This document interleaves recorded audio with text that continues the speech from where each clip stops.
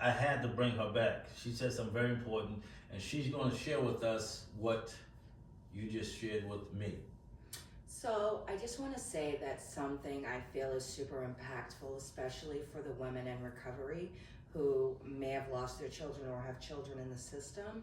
I was adopted at the age of 4, and I was with my foster family for 10 years. They were super abusive.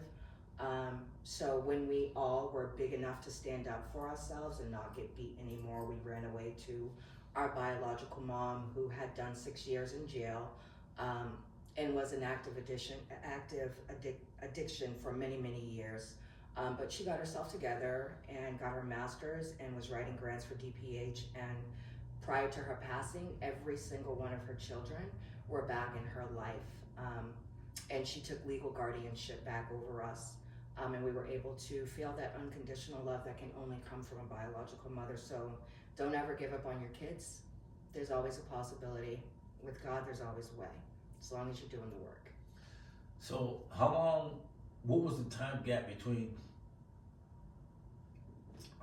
while the children were in these adopted homes to all of y'all with your mother get reunited? So I was there for 10 years. I'm the middle child of 5. My oldest sister was pretty much 12 and 13 when we were big enough to say, look, no more beating. And respectively, we all kind of left at that time. So my oldest sister left, and then the 3 of us were there, and then my sister behind her left, and then I left, and then my brother left. My baby brother was in a different foster home. But I would say before we were all there, probably another 5 years, so maybe about 15 years. Yeah. Yeah. Before all y'all Before were reunited. all of us were reunited. We were all adopted really, really young. I was 3, 4. My baby brother was 2. My oldest sister was 6, and then. What was the feeling? Did y'all talk to one another at some point? The children and.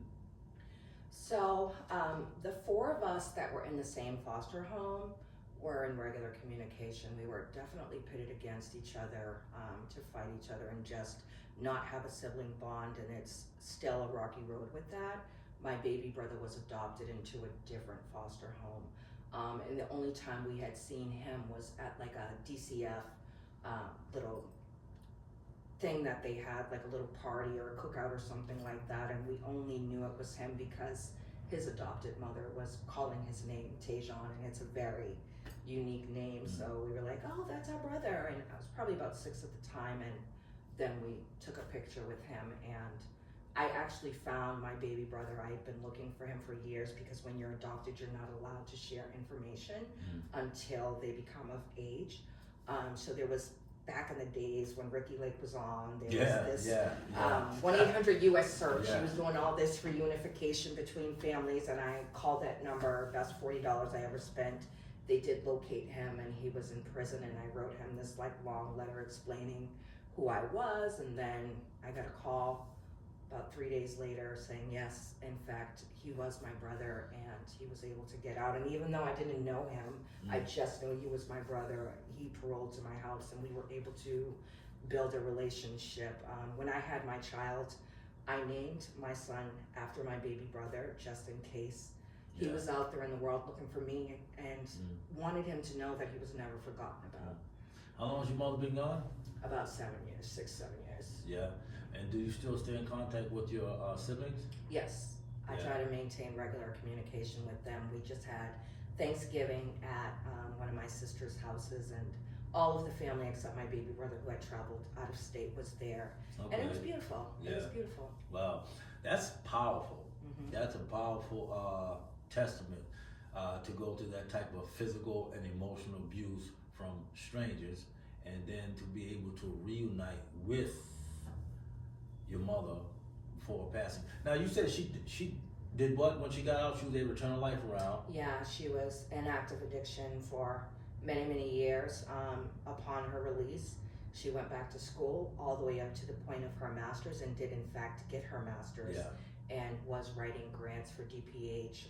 She, prior to writing grants, ran a nonprofit called Soul and Salsa, and that basically worked with the inner city youth, doing pregnancy prevention, STD prevention, and things like that. So she ran several nonprofits before eventually completing her master's program and then writing grants for DPH. Damn, that's powerful. That's a powerful testament that anybody can turn their life around, time, circumstances, whatever. Yeah. Wow, Sallena, you're gonna motivate some women. I hope so. You're gonna touch some people. That's what it's all about. Yeah. The therapeutic value of one addict helping another. Word. Yeah. Okay. Thank you. Thank you. I love this. Now, you know what I